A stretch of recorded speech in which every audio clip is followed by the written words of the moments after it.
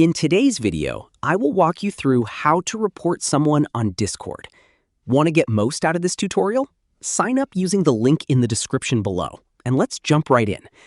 First, open Discord and navigate to the conversation where the issue happened. Next, locate the specific message you want to report. On desktop, right-click the message or hover over it and click the three dots that appear. From the menu, select Report Message. This opens Discord's built-in reporting process. Next, follow the prompts and choose the category that best describes the violation, such as harassment, spam, threats, or other inappropriate content. If Discord asks you to provide additional information, explain the situation clearly and factually. Focus on what happened and avoid including unnecessary personal information.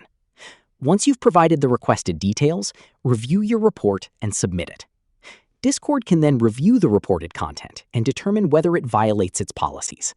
Keep in mind that you may not receive detailed information about the outcome of the report. And that's it.